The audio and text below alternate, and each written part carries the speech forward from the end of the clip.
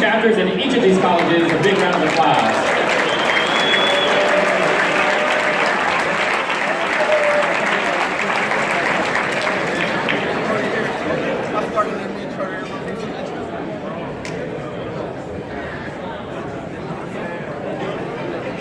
Following the conference, all conference attendees will receive an email from our president, Dr. Aaron Vines, with details on how to apply for a student chapter on your campus. And if you're interested in learning more, we're going to have a breakout session following this lunch at 2:15 in Venice Beach, in which you'll learn more about starting a student chapter on your campus as well.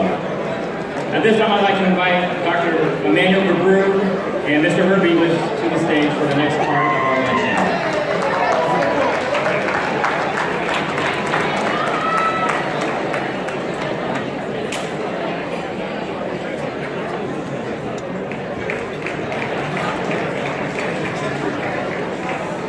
Clap once if you hear me. Clap twice if you hear me. Clap 3 times if you hear me. I want your undivided attention. If you're eating some cookies, some chicken, whatever you're doing, can we have your time for just a few minutes? This is one of the most important parts of what we do as an organization. My name is A2MEND, and I serve as the Executive Director of the A2MEND organization. I guess I didn't get a theme song today, but I saw it good after Bush. I'd like to invite Herb English to kick off the scholarship piece and then also the next component, which I'll talk about.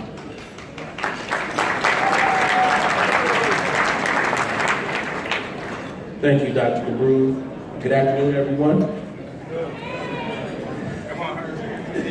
My name is Herb English. I'm the Dean of Student Equity and Success at Victor Valley College.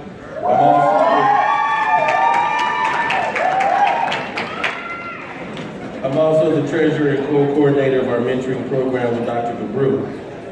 As you know, A2MEND offers many educational services, including student mentoring programs. The objective of that program are to assist African American and other male students of color within the California Community College system and beyond. A2MEND mentees in the program are eligible for the scholarships each year. We all know how much the increasing cost of an education can be. So the purpose of this scholarship is to provide students financial support for tuition, books, and other educational expenses. The scholarships are awarded to students who have demonstrated academic achievement and leadership and who demonstrate a financial need and possess a high capacity of continued educational success. I'm very proud to announce that we have 46 students receiving a scholarship this year.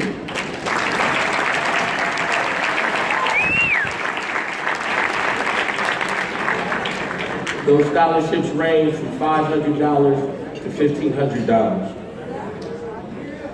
The students will be formally recognized at our awards dinner tonight with a certificate and their scholarships. All mentees, please stand to be recognized.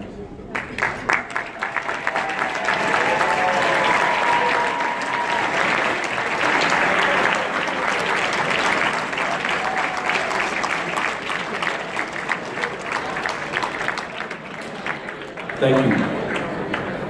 If you don't have a ticket to our scholarship dinner this evening, you can still purchase them out in the foyer. I wanted to also recognize, we got a special donation from Miss Valerie Shaw. Could she please stand?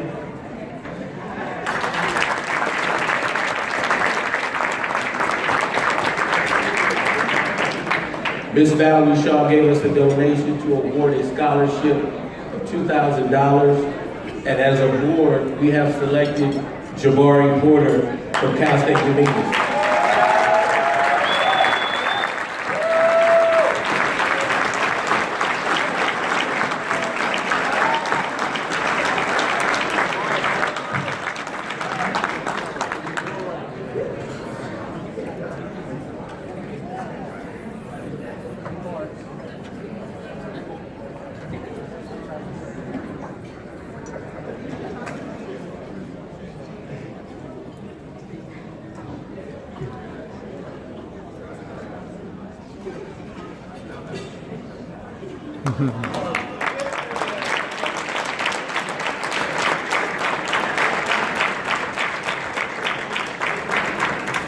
Valerie Shaw is a member of the Board of Governors here in California. Ms. Shaw, thank you so much for your donation. And I know the bar is very appreciative. Thank you.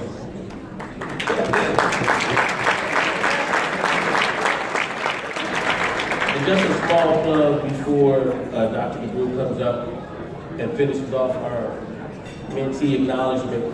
Our mentees is one of our most important components of the men. We really, really want to make sure that our students have the support that they need. We want to inspire them, we want to challenge them, we want to really make them or help them get to their next level. So please, please, please, we need donations to keep our scholarships going. Just stop any member of the men, hand them cash, hand them a check, and they will get that money to me. Thank you very much.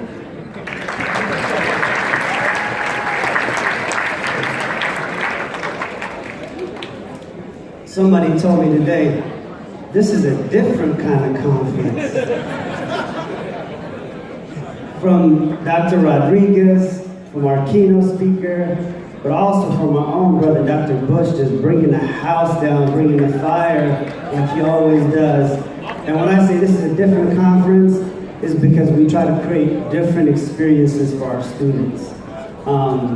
So I'm honored to be part of this organization. I'm honored to do the work with my brothers, and I am excited to talk about something that we've done that's been so special to us that we started talking about this about 13 years ago. So for over 13 years, we as a board member dreamed of being able to take our students back to their ancestral homeland of Africa. In June 2018, A2MEND realized that vision. And when I say realize that vision, we don't do things like most normal organizations. We met in late April. We said we've been talking about this for a long time. And yesterday we had a policy summit that was led by Dr. Bush that was focused on action. All about the action. And for those of you that know me, I'm about the action. So Herb and I, and some of the brothers said, we got a month and a half. Let's make this trip happen. This is going to be meaningful not only to us as an organization, but this is going to be something special for our mentees. You know, our students have opportunities to go on other experiences, do college tours, but we said we're going to create a different experience. We're taking these brothers to the motherland. And this trip for some of these mentees and for us was beyond special. It was something that we didn't know we would experience as an organization, but having our mentees have the opportunity to bond, to be together, to learn about their roots and where they come from, and to have some real dialogue about what it means to be from the motherland. So I'm excited, and I want to welcome the mentees. We chose 10 mentees, and let me tell you, when I said we chose 10 mentees, there was a process. But these brothers didn't have to pay for anything. It was an all-expense-paid trip.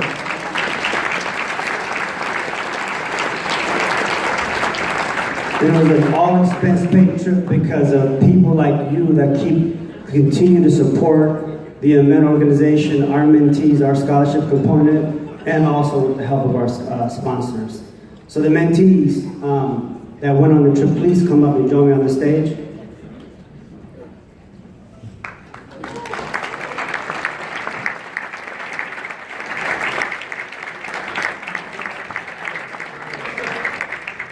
Aman Asfa and Josh Daniels will lead this brief presentation, and then which will segue to the workshop that we have for you. So thank you.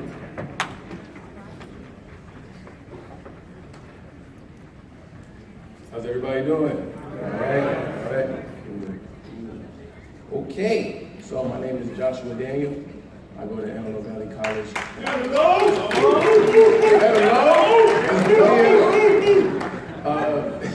Antelope Valley College. I'm the president of the Black Student Union and treasurer of the Men Charter.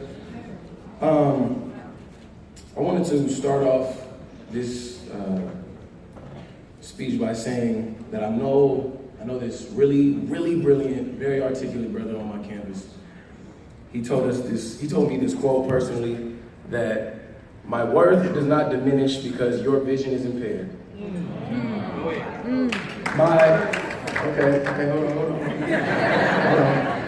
on. My ambition may seem far-fetched to those whose aspirations are undeclared. So that was me, I said that. I like to quote myself. But the reason sometimes that we feel that our worth is not existent is because as humans and as college students, and especially black college students, we're sometimes stuck in this noose of sameness, right? So we're stuck in the same environment, around the same people, every single day. So me and these brothers up here, we had the benefit and the pleasure of being selected to go out of the country. We went to 2 different places. We went to Dubai and we went to Ethiopia. Has anybody ever been to Africa? Yeah. Okay. Has anybody ever been outside of the U.S.? Has anybody been outside of California? Okay, there's some people that ain't raised their hand. Y'all ain't went to Vegas? Like, right there. Okay, good. It's all good though. It's all good. But although we did go to Dubai, the highlight of the trip and what had emphasis on it was going to Ethiopia. So I'm going to leave that up to A2MEND Aswa, who he's just going to scratch on the surface of what it was like to go back to the motherland. And anybody that would like to know more details about the trip of Dubai and Africa, A2MEND's going to go over it, but he's going to give you details and location of the workshop that's going to come after.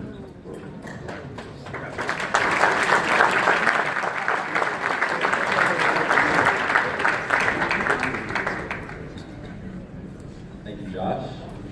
If you saw our exchange there, that was something that we picked up from going to Ethiopia. It's a little thing. You know, everybody greets each other differently in different countries, and that's something that we kind of brought back here. So we got a little handshake. Look, you kind of just coming with the shoulders. We show one more time. You got it. You look at each other. Bang. So, a lot of little things like that, priceless things that we gained from the trip. You know, stuff like just traveling from city to city, because we went to different parts of the country. So the car rides, you know, those priceless moments that sometimes you're not able to document. Playing with some of the kids in the different cities that we went to. There were a lot of many priceless moments like that, but there were also things that we documented, and we're going to be talking about that in our workshop later, which I'll give details on. But one of the biggest aspects that we learned while going there is kind of summed up in this quote from the Bible that I will read. It is, "Faith is the substance of things hoped for, the evidence of things not seen." Hebrews 11:1.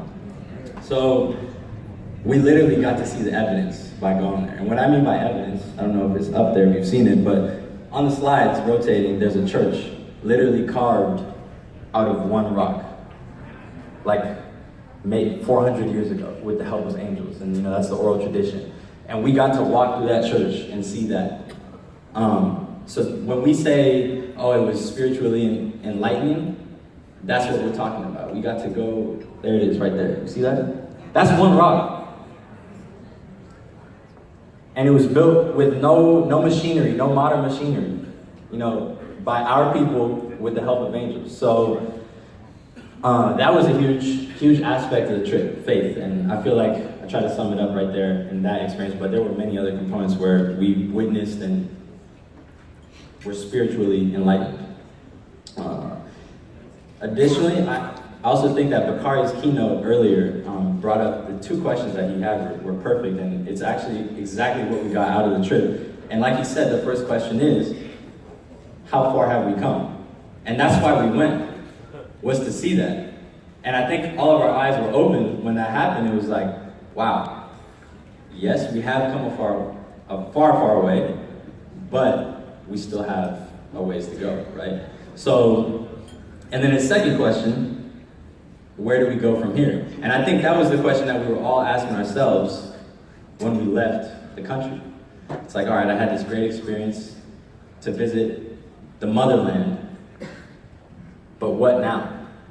And I think that was the deep, critical thought that was brought to each one of us that went, including the mentors, I'm sure, because some of them had never been to Ethiopia before.